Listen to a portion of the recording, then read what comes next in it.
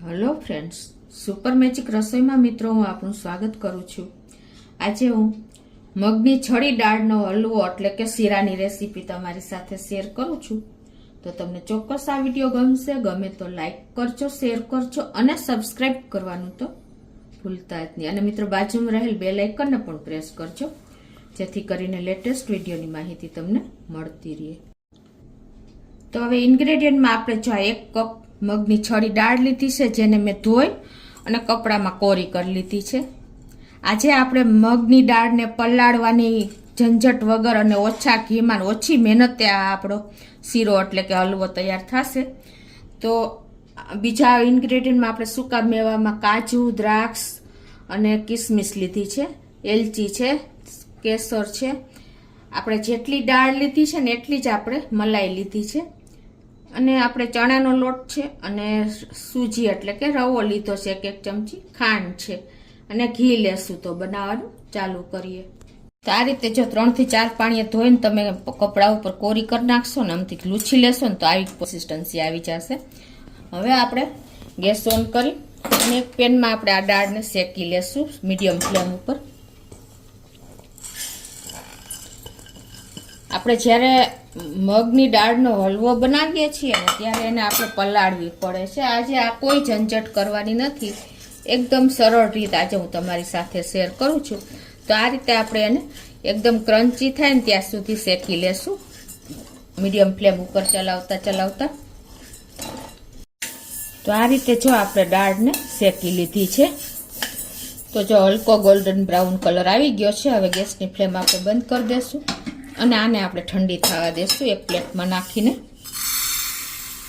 હવે 1 કપ આપણે મગની દાળ લીધી હતી, તો એની સામે આપણે 1 કપ સાકર લેશું। તમે ખાંડ પણ લઈ શકો છો। તો એને આપણે આ રીતે એક બોલમાં નાખીને અને 1 કપ ખાંડ સામે આપણે 3 કપ પાણી લેશું।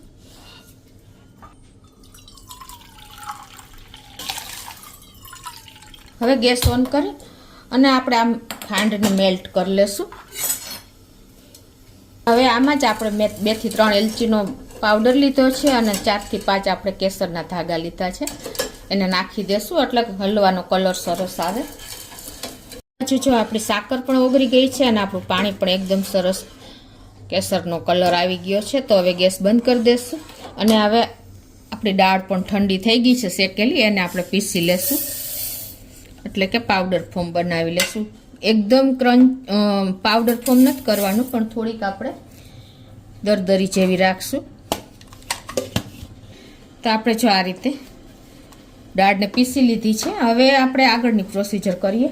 હવે આપણે ગેસ ઓન કરી અને એક પેનમાં આપણે કાજુ બદામને તરી લેશું એટલે કે ફ્રાય કરી લેશું। તો એના માટે આપણે અત્યારે 1 ચમચી જેવું ઘી મૂકીએ છીએ। 1 ટેબલ સ્પૂન જેવા મેં બદામના કટકા કર્યા છે અને 1 ટેબલ સ્પૂન આપણે કાજુ લીધા છે, અને બધાને આપણે આમાં નાખી દેશું। આપણે મીડિયમ ફ્લેમ ઉપર આને રોસ્ટ કરવાના છે।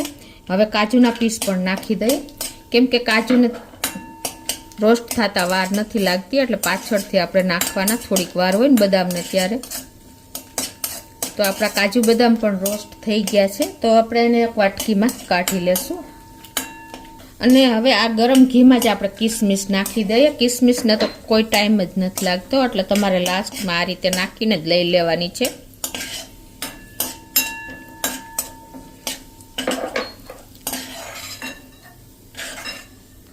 આ જ પેનમાં આપણે જેટલી દાળ લીધી છે ને એટલું જ આપણે એટલે કે 1 કપ આપણે ઘી લીધું છે, એને આપણે આમાં નાખી દેશું। અને હવે આ ઘી ગરમ થાય ને એટલે આપણે 1 ચમચી એમાં રવો નાખશું ને 1 ચમચી બેસન નાખી દઈએ। આપણે બેસન જો 1 ચમચી નાખી દીધું છે, હવે 1 ચમચી આપણે રવો નાખી દેશું અને એને આપણે આ રીતે ઘીમાં મિક્સ કરી લેશું। હવે આપણે આ શેકેલો જે મગની દાળનો પાવડર છે ને એને નાખી દેશું અને ગેસની મીડિયમ ફ્લેમ ઉપર આને આપણે રોસ્ટ કરી લેશું બ્રાઉન કલર થાય ને ત્યાં સુધી। તો જો આપણે એકદમ બ્રાઉન કલર આવી ગયો છે, લાઇટ એવો આવો આપણે શેકવાનો છે મગની દાળનો જે આપણે પાવડર બનાવ્યો હતો ને। હવે આપણે ગેસની ફ્લેમ સ્લો કરી નાખશું અને જે આપણે આ ખાંડનું પાણી ગરમ કર્યું છે ને એટલે કે સાકરનું, એ આપણે આમાં નાખી દેશું।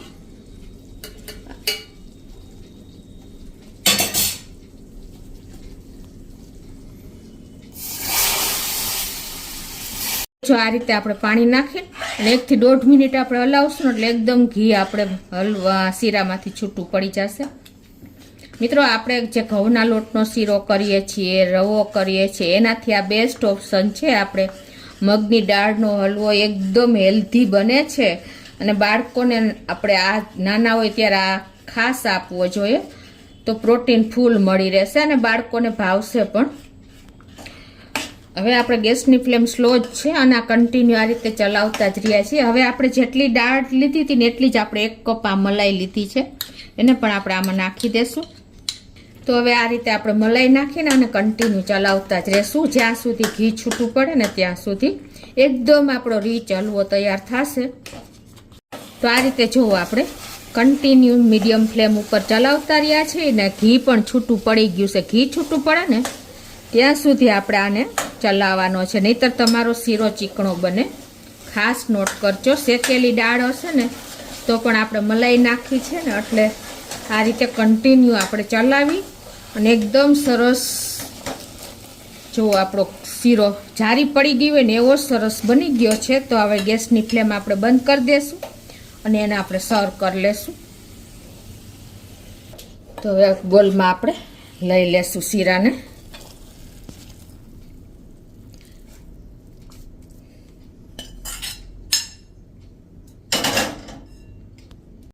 તો આ રીતે જો આપણે હલવાને સર્વ કરી દીધો છે. મગની દાળનો હલવો એકદમ ટેસ્ટી, હેલ્ધી પ્લસ બાળકો માટે બેસ્ટ છે. તો ઉપરથી આપણે જે આ સૂકો મેવો શેકો છે ને, રોસ્ટ કર્યો છે, એ પણ નાખી દેશું.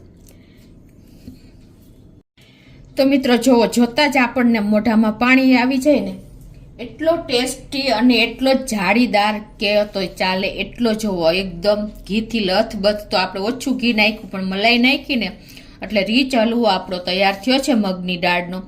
આપણે પહેલાં હલવો બનાવતા તો કેટલો ટાઈમ પલાળી પછી એને આપણે બાફી, એ કોઈ જાતની આમાં ઝંઝટ કરવાની નથી. તમારે ખાલી ધોઈને અને દાળને શેકી જ લેવાની છે. સૂકો નહીં તો પણ ચાલશે, ખાલી તમે નિતારીને શેકી લેશો ને તો ઇન્સ્ટન્ટ તમારો હલવો મગની દાળનો કોઈ ગેસ્ટ આવ્યું હોય ને તો તમે બનાવી શકો છો મિત્રો. અને બાળકોને આપશો ને તો એને પોષણ પણ મળી રહેશે, એટલું પ્રોટીન પણ મળી રહેશે. આપણે રવો બનાવતા હોય, ઘઉંના લોટનો શીરો, એનાથી એકદમ હેલ્ધી અને ટેસ્ટી આ હલવો કહેવાય છે. તો તમે ચોક્કસ એક વખત આ રીતે ટ્રાય કરજો અને મને કોમેન્ટ બોક્સમાં જણાવજો કે તમને આ હલવાની રેસીપી કેવી લાગી. મિત્રો ગમે તો લાઈક કરજો, શેર કરજો અને નવા મિત્રો સબસ્ક્રાઈબ કરવાનું હવે ભૂલતા નહીં.